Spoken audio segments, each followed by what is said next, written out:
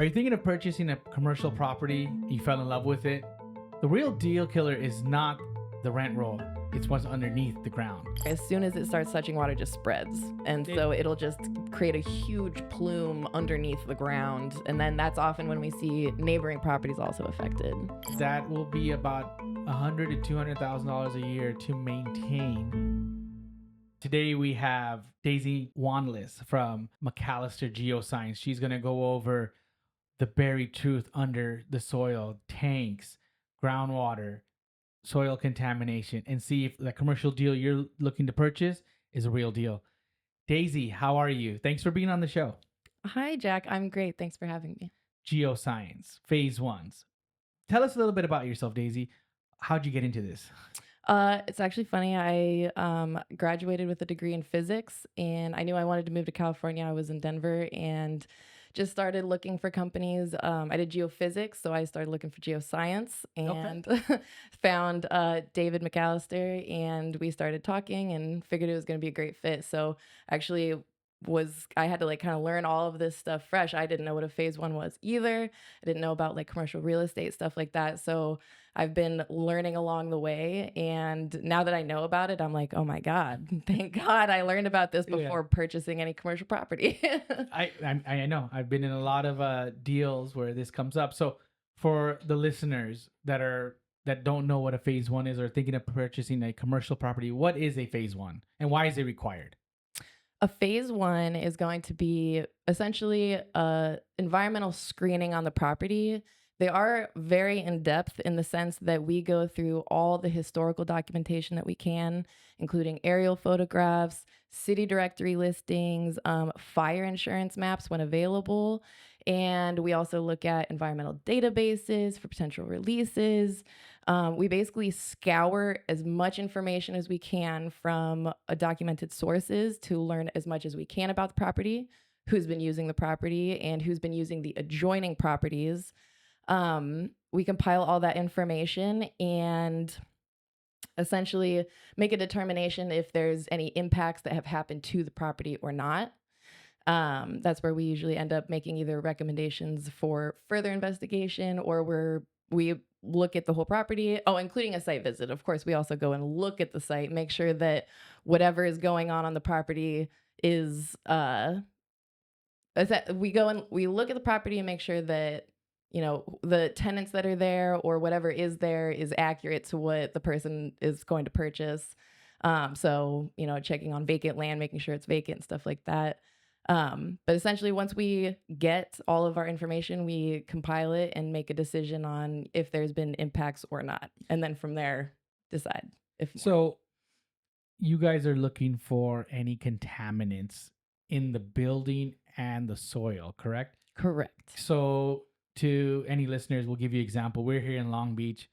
We're adjacent to Signal Hill. We're by the port. So Signal Hill, known for oil drilling back in the days, still is. Mm-hmm. And now a lot of those oil fields or land that was used for that is now commercial buildings, industrial buildings, correct? We're actually, Daisy is helping one of my clients right now in a property they're purchasing in Signal Hill.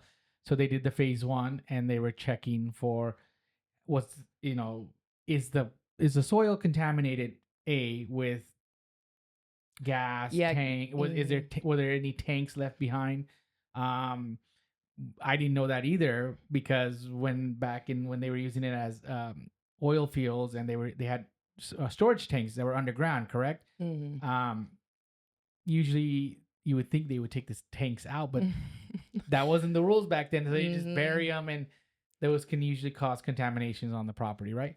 Absolutely. And we look for above ground storage tanks, below ground storage tanks. And obviously, as technology has gotten better, these underground storage tanks are made a lot better. They're less prone to leaks, but obviously past containers have not been of such quality. So that's usually an issue of, they didn't necessarily do anything wrong, but just the quality of what we were working with couldn't contain the 56 years ago. Yeah. Yes. And what's contained within the, the products themselves can erode at the containers and stuff like that. So even if they, in their head they're doing everything right by the book 50 years ago, times have changed. Yeah. And yeah, so that's why we're always looking for storage tanks of hazardous materials, because that, even if they did everything right, can still lead to contamination of the soil below.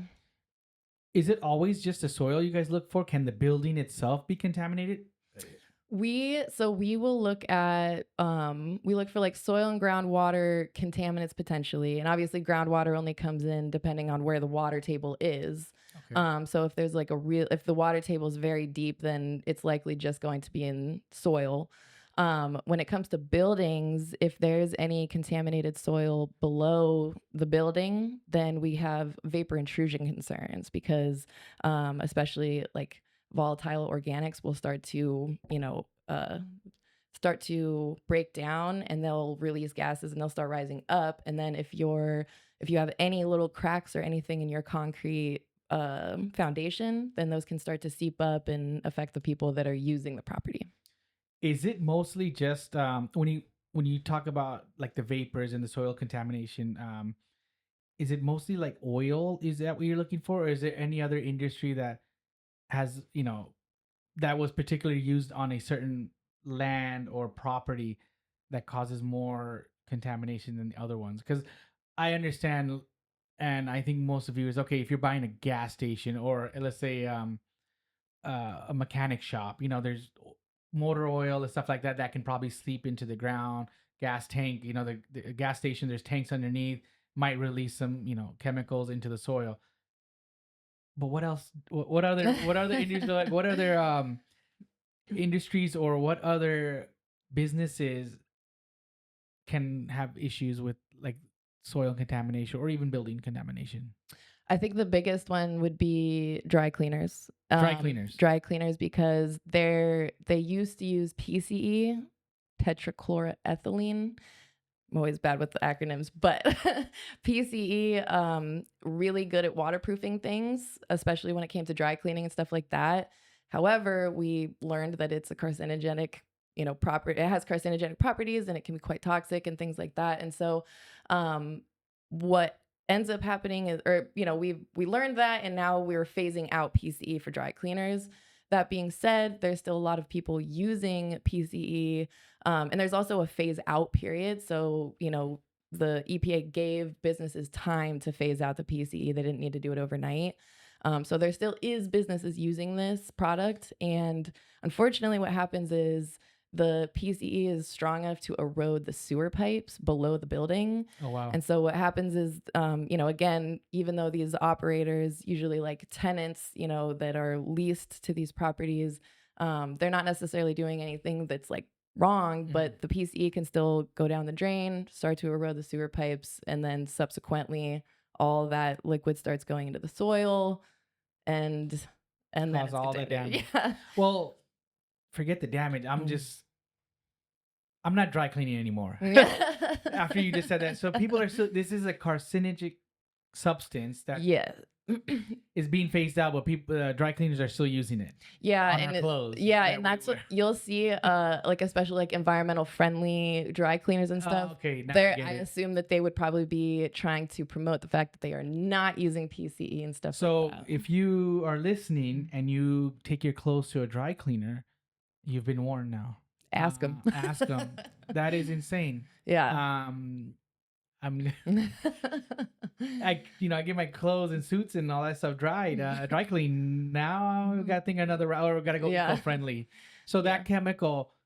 So just for example, for the dry cleaner, so that chemical, let's say it goes in the drain, right? So they were dumping. What you're saying is, before there was all these rules, people were dumping it, or owners were dumping it in the drain. Unfortunately. Unfortunately, okay. So it goes in the drain, erodes the sewer pipe. Mm-hmm. They don't know about it. It gets in the soil, and basically it just seeps it down till it Yep. can hit groundwater. Mm-hmm. And then that will also create a vapor intrusion. Like there's some contaminants, like I'm not totally sure. I know that like not every contaminant has vapor intrusion concerns, but PCE is a big vapor intrusion concern, typically because it erodes the sewer pipes. It's usually usually the contamination is underneath the building footprint, and that's when it starts to rise up. Okay. So someone new watching this, a listener, they're probably like, okay, well, thanks for the knowledge. When I Mhm. look at a commercial property, are you guys like, when we sell multifamily properties or something like that? Mostly everyone knows, or we tell them, hey, do an in property inspection, right, to know everything. Not, I mean, I know, and I tell my clients, and we know that, and lenders will do that too because it's a requirement for commercial property. But a lot of people don't know to do a phase one, and it's like, is it really necessary? If if something comes up, let's say they do a phase one, and something comes back on the report, what's the next step? Is it, hey, I'm not supposed to buy this property because it's contaminated, let's say you're a seller, like, oh my god, hey, this came up, I didn't know about it, and it happens. What is the next step? Is it like cleanup? Is there another study? And how does it cost? How much does all this cost? 'Cause I know it's gonna get expensive somewhere. And so fantastic questions. And it honestly comes down to all the details of the transaction, the person selling, the person buying, and their risk tolerance. You mentioned lenders. Lenders usually have a bigger risk tolerance than, say, an owner operator. If they're a gazillion dollar bank that can eat the cost of, say, like a $20,000 cleanup, then they might be willing to take on that property if they know that you're going to be making your payments every month. They don't necessarily care. However, if you are the owner, you're going to be completely responsible for, anything that could be happening on the property. Then your risk might not, you might not be willing to take on that property because you know that it's coming out of your own savings and not some gazillion dollar lenders. Yeah. So we always look at that first. What is the risk tolerance of the user, whoever is going to use the phase one, whether they're selling or buying. And we always, back to, if you're selling the property and you're like, oh, you find out there's some contamination. That's why we always suggest to, do the due diligence ahead of time. So that way, when Mm. you go to sell the property, you don't find any You surprises. don't find any surprises. Then if something, so I've been in transactions, so I've been one with dry cleaners. Phase one happens. Hey, you guys look at it, or a company looks at it. Um, this used to be a dry cleaning site or some gas station, whatever the case may be. Then there comes a phase two. Mhm. What is a phase two? A phase two. So usually what'll kick off a phase two is we do the phase one, we see something of concern. And then Something of concern. So mm, what would be a concern that triggers a phase two? um historical use of a dry cleaner, adjoining dry cleaners or gas stations, known releases, things like that. We look at city directory listings, like with extreme detail because we want to know like who are the past tenants that have been here, Mm-hmm. and is there any of concern that we could like point to maybe potentially hazardous material use on the property and potential impacts from that use. So not necessarily like just hazardous material use does not necessarily mean like an impact, but usually we want to usually that like kind of if we like if you have just kind of like a property that doesn't like seem, it's maybe like a small commercial spot surrounded by residential, and you're like, probably not that big of a deal. It's not industrial, right? Yeah.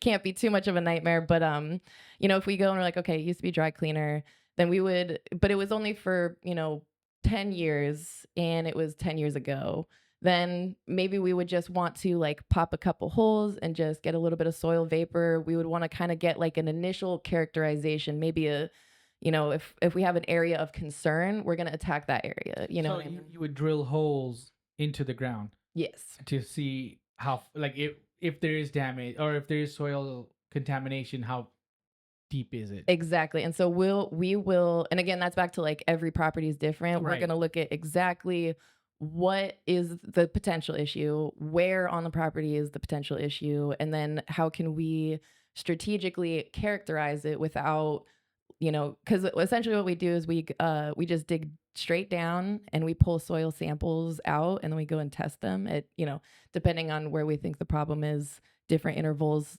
downwards, 5 foot, 10 foot, 15 foot.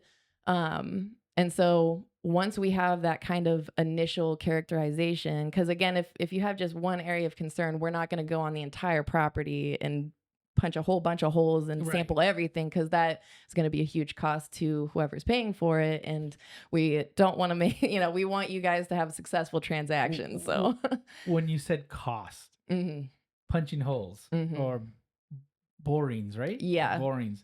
Um, estimate. How much does a regular phase one cost, and then let's say a phase two is triggered. hmm What is an average cost of that? Phase one, we usually get, I think industry standard is about $2,400 to Okay. get a phase one completed. We get ours out in about 2 weeks. Okay. And then from a phase two, it depends wildly on how many borings that you need to make, how many samples from each of those borings. Do you want to do soil vapor, stuff Average. like that? If we're doing like an initial characterization, just punching a couple holes and sampling, maybe like 7 grand to 10 grand. Dang. Yeah. Wow. So, and that's all. I mean, it comes down to like, What's the priciest one you've seen, or you guys have done? oh my God. I mean, there's like some remediation that's been going on for, it's like hundreds, or I guess like $100,000 already invested into like a dry cleaner Wow. spot. And it's because the impacts were bad enough that it just needs to be monitored over time, and they just have to keep going back and sampling. And so like we have to go, I have to go out there, Wow. paying me to go out there, get the samples. I take all those samples to the lab. We pay the lab to do all this stuff. And so we have Let- to pay the drillers to come and, punch the holes. So So let's go back to that. Okay. yeah. 100,000. Okay. 100,000. That was a big number. I mean, even the 10,000 just to do the work. Mhm, So let's say I'll give you an example. Retail center, small one, maybe 10. Let's say 10 tenants, right? Seller owns it, been owning it for years. mhm, One of the tenants is a dry cleaner, mhm, maybe been there for 10, 20 years. Okay. Um, wants to sell it. Phase one has to be done. Concerned, there's a dry cleaner there. We need to mhm. check a little bit more. You got, let's say, I'm giving an example. You guys come and do it. You see there's contamination. Where do you go from there? Do you do more drilling, or you tell the seller, hey, or even the buyer at that point, at this point, we found this. Here is, I guess, what the remediation, and Mhm. what is the remediation? Like, what process is that? That I mean, it'll again come down to like the details of the transaction, because it could be as small as, like we might get in there and we have concerns. We get in there and the test results come back just like a little bit over like the screening levels. Okay. So there's stuff there, but it's not like crazy high, right? So at that point, we have solutions like vapor intrusion wall, like the film that you can put in on vapor intrusion walls and Mm-hmm. stuff. If there's going to be future buildings, right? If they're going to knock stuff down and then rebuild, that's an option, and um it also comes down to like if the building's going to stay, what's the intended use of the Mm-hmm. property? Because if there was a dry cleaner there, that's definitely a problem, and their intended use is to knock it down, build a daycare, then they're probably going to want to potentially, you know, again, like if you're going to change the property type and you're going to dig down into the You dirt can to remove the build dirt. something, exactly. So then that might just be a part of the normal cost of what you were going to do anyway. So Okay. there's like a lot of really creative solutions that we tend to come up with to make sure that, obviously some deals are just killed. Some deals we That's find what that's stuff what my out. next question is gonna be. hmm Like, are these if something like this comes up, is this a deal killer, or is there, is there a way to, let's say both perspective, seller, can I sell as a buyer? Yes, there's a little bit, or like in your case, the other one you were talking about, 100,000 a year or whatever that cost was. Is there an exit on the way out? Like it, because I see a lot of deals come in, like, but they might come up with this, and the buyer might be like, hey, I want to buy it, Jack, because I see the future use or the future value of it. But is it a deal killer? And hmm that's where you guys come in. I'm like, I don't know that. I gotta ask them and what the process is. So, for your example that you were talking about, that one that you guys keep going back to, that 100,000, which used to be a dry cleaner. If that if there's a property like that, is it just continual? You got to keep doing it, or is it, hey, we'll do this for a couple of years, make sure everything is level, like the soil levels are inadequate line with the screening levels, and you don't have to do it anymore since there's no dry cleaner there. Or no, you're gonna eventually gonna have to dig this up.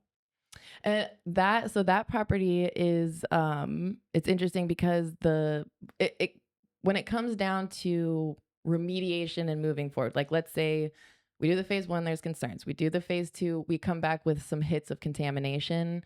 At that point, then we look at first of all, is there buildings on the property and are they going to be knocked down? And then we'll start to look at um we'll start talking to the water board. We'll start talking to the regulators of who's going to give like closure to this property, because once you start sampling and you start learning about the property, if it is contaminated, then you start having to, you can also, well, you'll have to start reporting it to the state, and eventually, um basically you're like, to get a site to be clean, and therefore that's a very easy transaction, or well, it's an easier transaction moving forward for a real estate transaction. Then we have to talk to the state and get that closure. Oh, And so okay. it's usually the state's requirements that we then have to fulfill.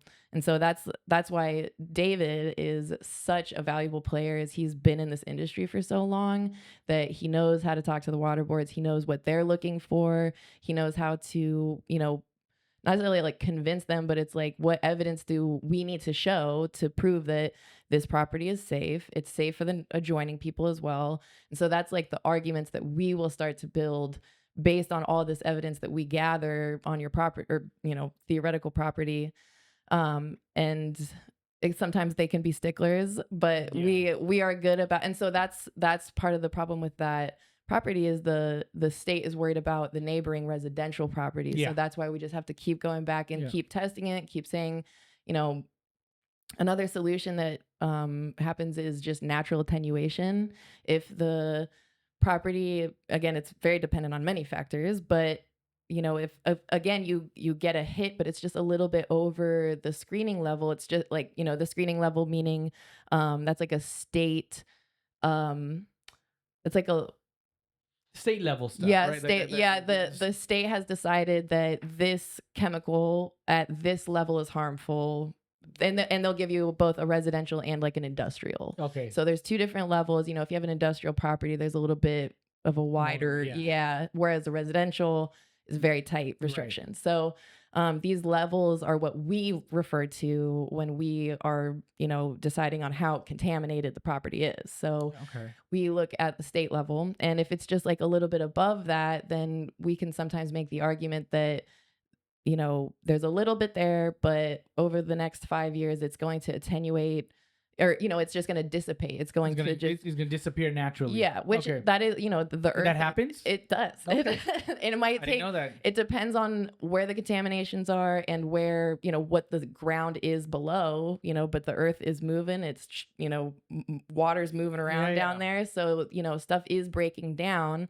So that's why sometimes we are able to just say, like, yes, we know that there's an issue, but we're going to come back and sample it once a year, or 4 times a year, whatever they require of us. And we'll keep saying, like, yes, we're proving that it's going down in concentration. Because that is ultimately the concentration, how much of it in this area is there. Because if there's, as it thins out, then we don't get as many issues. That's interesting because before I met David and yourself, I was in a transaction on a property that had a dry cleaner there, and I knew nothing. I wish this podcast was there before.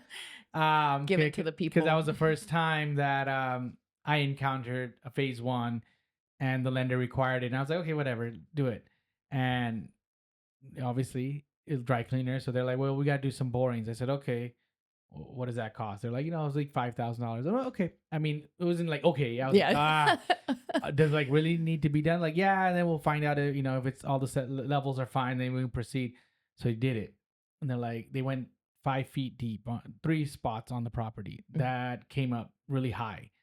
So like, we have to come back and do it again. I was like, okay. What happened? They're like, we want to see if it's a little bit lower. So then I had to agree with the seller, and it was $10,000. We split that, so we're $15,000 in right now. I was 10 in. So they went down 15 feet this time. Same hole, like different holes, but on the same by the same size, and it was still high there. Mm-hmm. And they came back and said, okay, we need to go down about 50 feet. Is going to be about $45,000. Like, no. What's going on here? So they were like, well, what it looks like to us is what you said earlier. Mm-hmm. This chemical, what was it? PCE. Mm-hmm. PCE was been used. And like I said, like you said, no fault to the owner of the dry cleaner. At that time, you can just dump this down the drain, Mm-hmm. and there's been a lot that's been dumped there. Next to the property was a 60-unit apartment building, and on the other side was a 20-unit apartment building. Wow. And they were concerned that I think this thing has already touched groundwater. So if you proceed with this, not only are you going to be liable on both sides, if something comes up or someone gets whatever the case may be, right, cancer or something, they can blame it on that. And just to remediate it, we're going to have to put these, like I forgot what I don't know. You explain it. It lifts the vapor up. It's like a fan or a vacuum. It kind of sucks out and it'll like spit it like further up in the air, so it's not hitting the people. It's not hitting the people.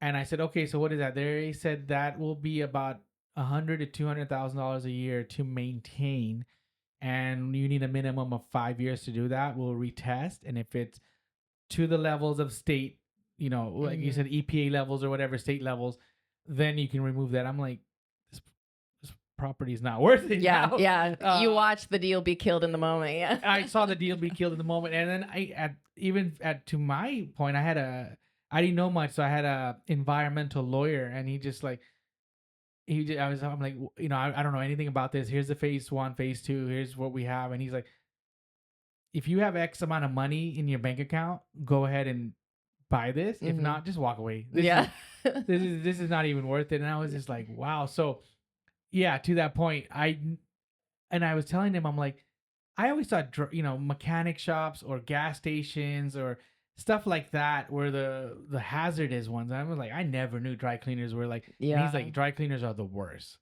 So if you guys are watching, you own a property with a dry cleaner, or you're thinking about buying a property with a dry cleaner, think twice. Think twice, or at least call Daisy and Macalester Geoscience. We'll help you someone out to do a phase 1 and make sure it's not that bad. But yeah, they were saying if it touches groundwater, that's when it gets really ground ugly. Yeah, soil is a lot easier to remediate, obviously, because you can just kind of scoop it out. But when it comes to groundwater, as soon as it starts touching water, it just spreads, and so it'll just create a huge plume underneath the ground, and then that's often when we see neighboring properties also affected.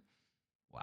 Yeah, and that I think is, for to contrast your story with a slightly more positive one, is we had a property that had a dry cleaner adjoining, and a property that had some potentially not removed storage tanks. Like we saw the records that they did have storage tanks, but there was no removal records, so they could still be on the property. With tanks, it's difficult because they're, especially like prior to like 1980s, that there's some people would just come and pull the tanks and not leave a record. So that makes our job really difficult, because we're like, it could be totally fine, it could be a total disaster. Wow. And so we had a site, there was a dry cleaner on one adjoining property and some potential storage tanks on another it was vacant. It had been vacant for like 10 years. So we were like, who knows? And essentially what we did is just did some borings along the edges of those two sides, and the cost was split between the seller and the buyer. Both were very motivated on the property. They both really wanted to, one wanted to sell, the other wanted to buy. Yep. So it was a very, they were both willing. We went in, there was just like a little bit of, a same thing. It was like just above the screening level of contamination. And so we were able to just make some easy recommendations of, they were going to redevelop the property. So we were like, just make sure you put in a vapor intrusion film, whatever, on the one side, and you're good to go. And so that was obviously a much more positive, that was a deal delayer, right? Versus a deal killer. But you don't know until, and that was about a $10,000 investment, also split between the seller and the buyer. Yeah, so it's like, you don't know, right? You're thinking, like I had a client, he was looking at it was an abandoned gas station, and he's like, and there was a abandoned gas station, there was a vacant lot next to it. So he was thinking, and the same owner owned it. He's like, I can buy both.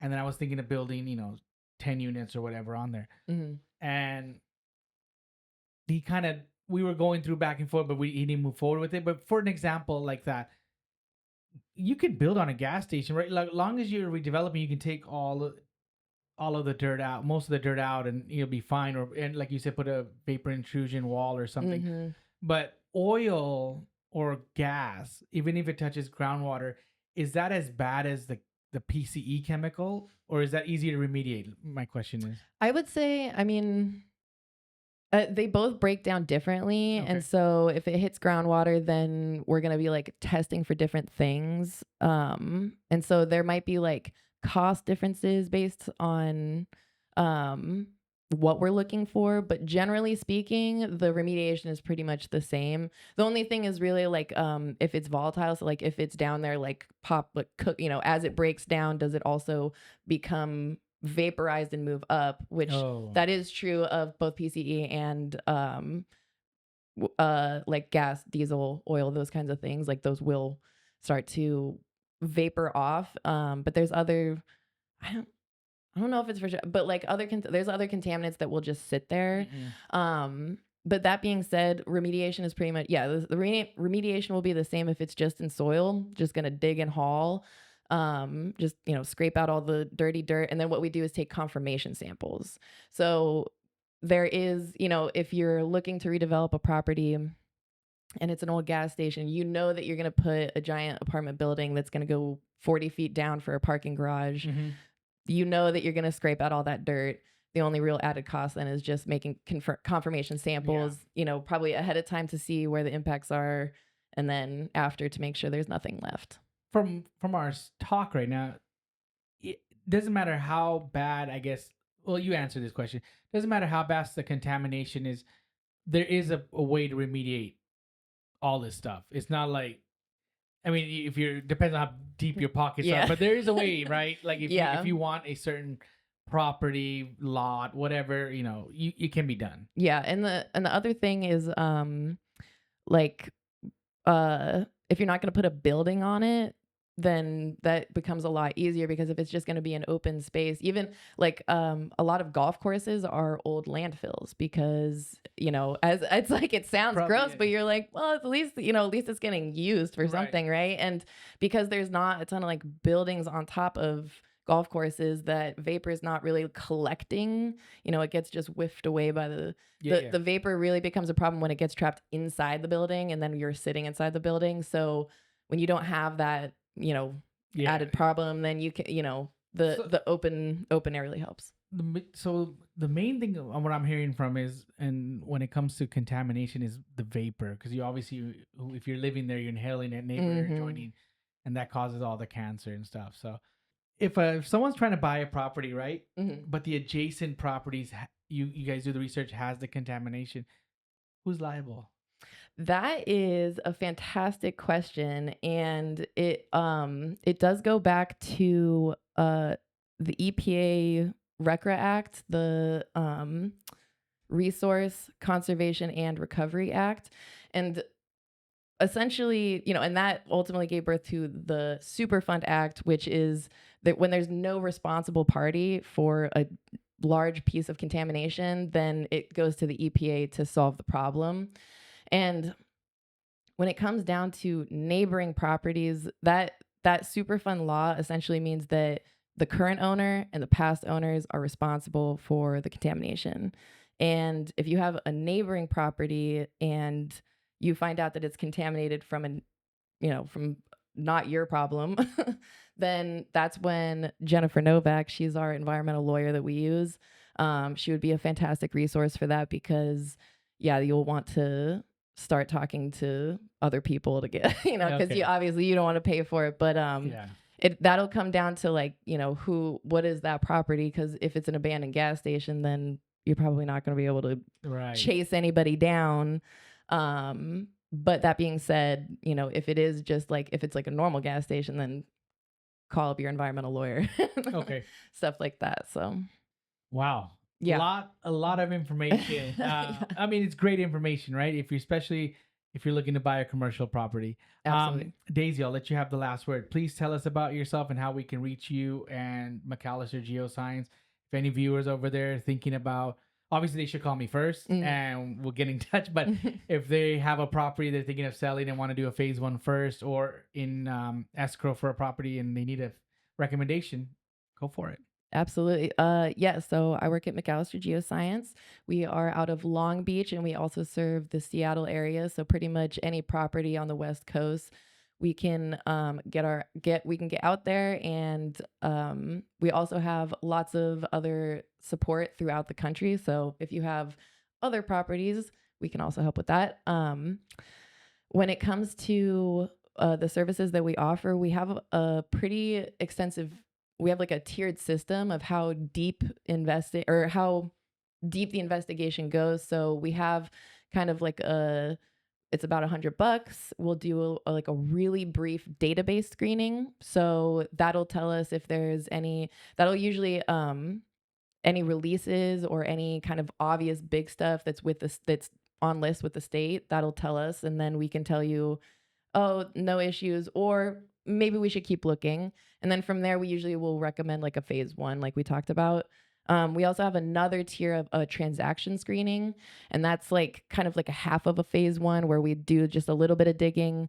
So depending on what property you have, we can really tailor to the cost and depth of the investigation needed ahead of time. And we are really happy to help with every individual. We are, a smaller size firm getting to the mid-size now. So we really emphasize that we can be very, what's the word I'm thinking of? White glove, personal. Yeah, personally. Yeah, we can really we'll look exactly at your property, what your needs are, what you want to do with the property, and make sure that we're being cost effective for you and that you're getting what you need, rather than us just telling you that you absolutely have to do a phase one and it's going to cost this much, and then also you need to do a phase two and it's going to cost that much. But Yeah. so I've been we there. yeah, so Yeah. always trying to not be deal killers. That's Yeah. what we're trying to help with. But we'll also let you know, if you're if a deal seems sus, then we love to have those conversations. So Dirty Property is where you can find us, dirtyproperty.com. And yeah, we're happy to hopefully you Great don't name. have yeah. Great, So great domain. so yeah, we're happy to help. So Company number? You guys have one? our phone number is 562-489-7908. Well, Daisy, thanks for coming on, dropping all this valuable knowledge on environmental phase ones, phase twos. If you guys found this episode informational or helped you decide if to buy a commercial property, do me a favor. Hit the like button, hit subscribe. It helps me bring in more talented individuals and knowledgeable people like Daisy are here to my podcast. And for you guys to better better learn more about investing in real estate, whether it be multifamily, commercial, retail, and all that. So we'll see you on the next episode, and stay tuned. Have a great day.